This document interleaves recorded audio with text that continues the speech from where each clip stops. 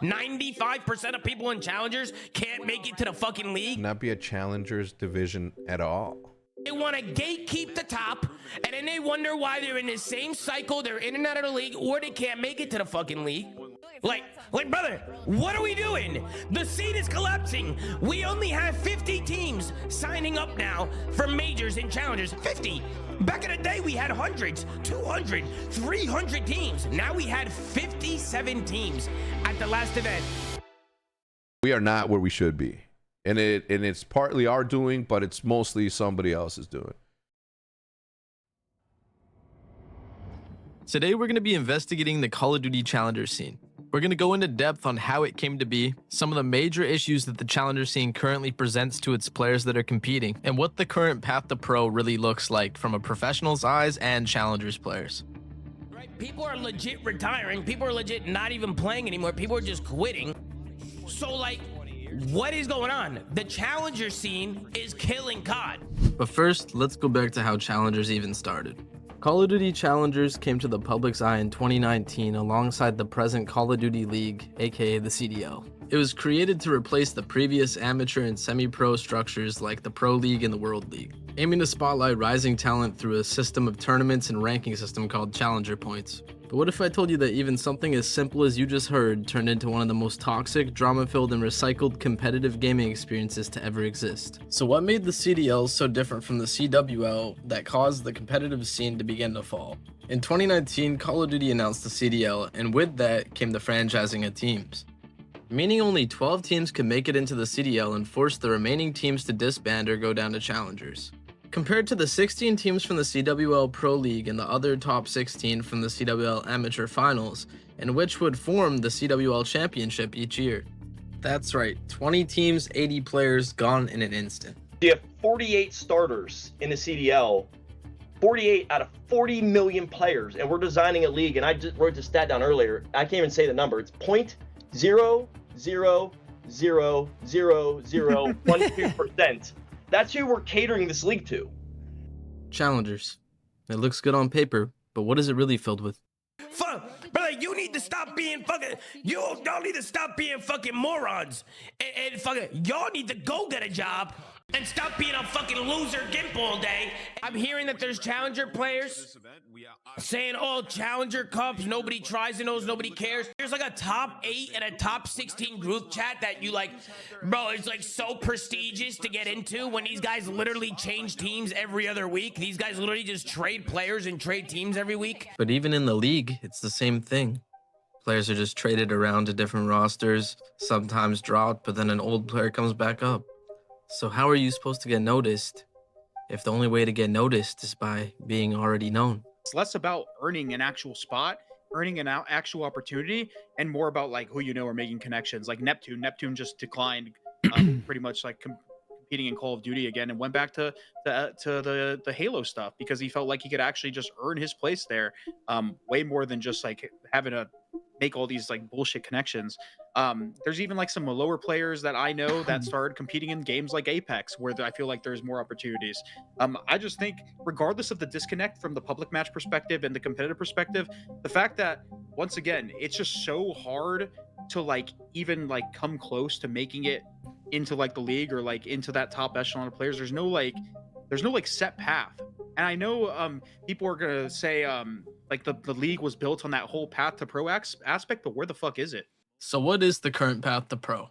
I wasn't really sure myself, so I reached out to some CDL pros and Challenger contenders to see what their opinion was on the matter. So I started with 04. I DM'd him asking a very simple question. Do you think there is currently a clear path to pro? If so, what would you say is the best way to make noise in the scene and get your name out there? Then he replied, Challengers is the path to pro, but you really need to play wagers or meet the right people to get into that circle, if you know what I mean. The wager and scrim scene is a really good way to find teammates and good competition that you wouldn't find in ranked play. I've linked some of the best websites and servers and ways to find scrims and wagers in the description. Even with what 04 said, it still left me looking for more.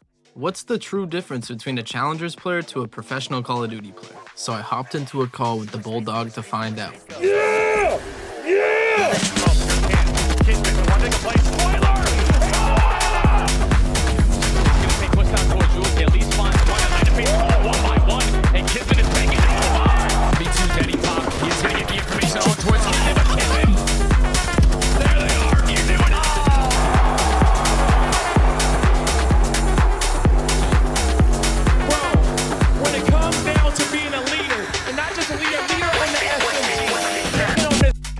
What's up, dude? How are you?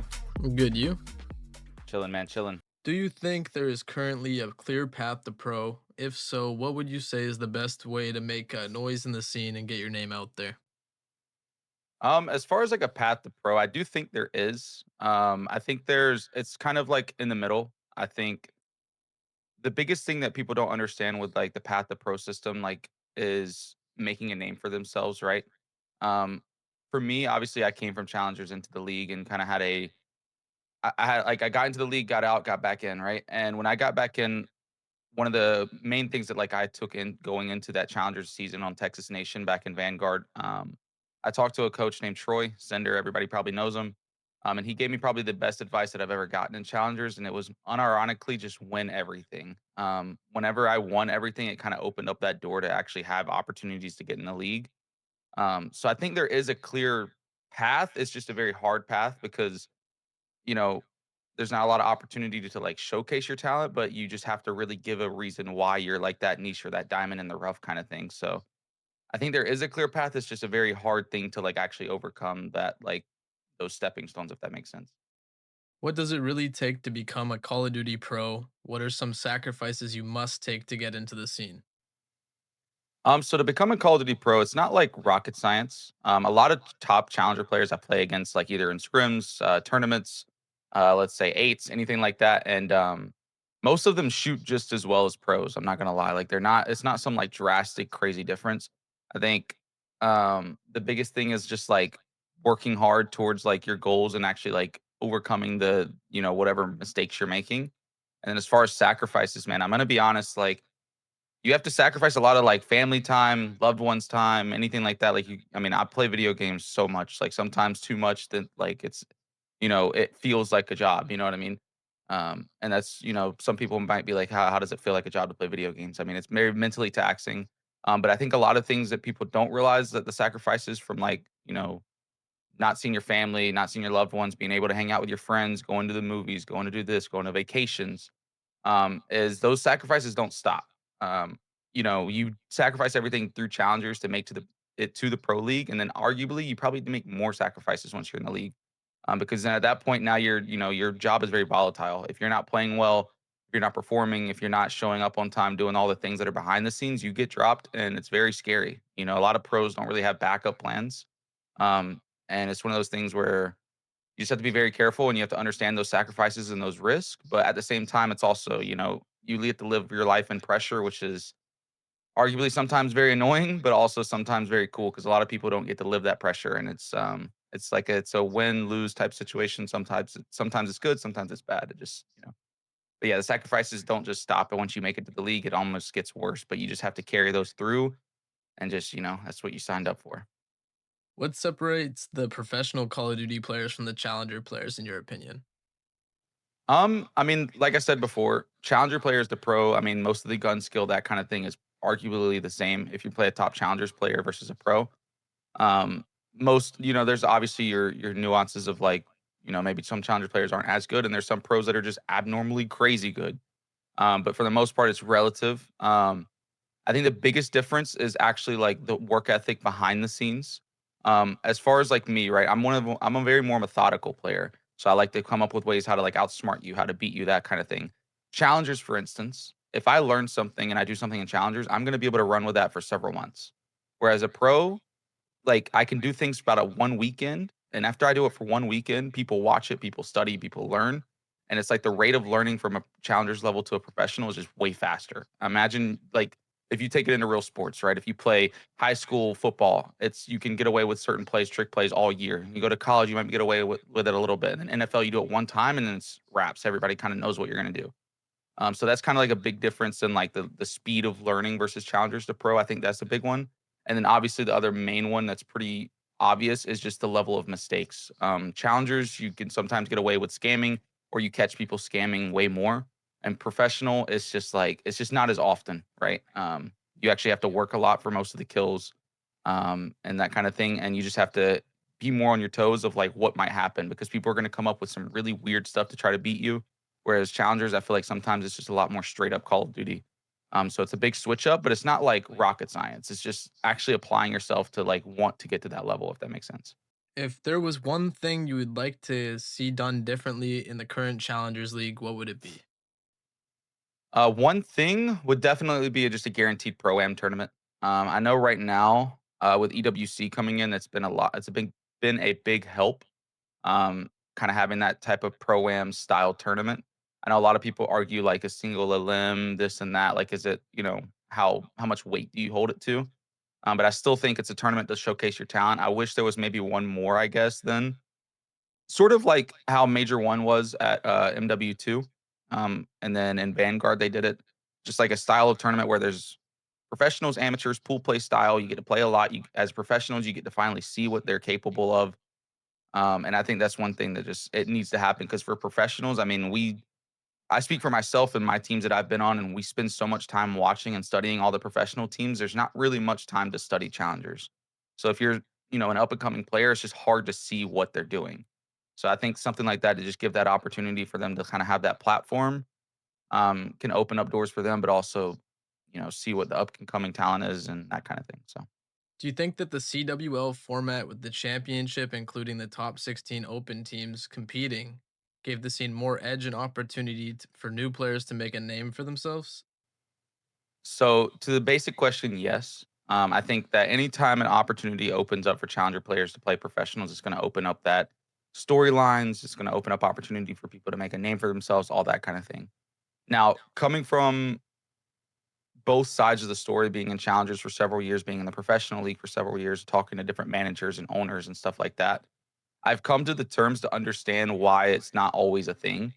Granted, the past year or so, I think there's been some talks that the league took away or retracted the amount of money that it costs to buy in the league. I don't really know the full story around that.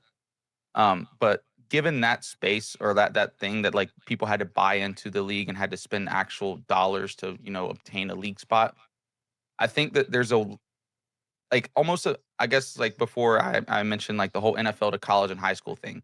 You don't ever see let's say prime Alabama, right, in college football going up against some horrible team in the NFL. Just because it just doesn't make sense, right? Those NFL teams pay a lot of money to be on that stage, whereas college teams, you know what I mean? It's all like a stepping stone.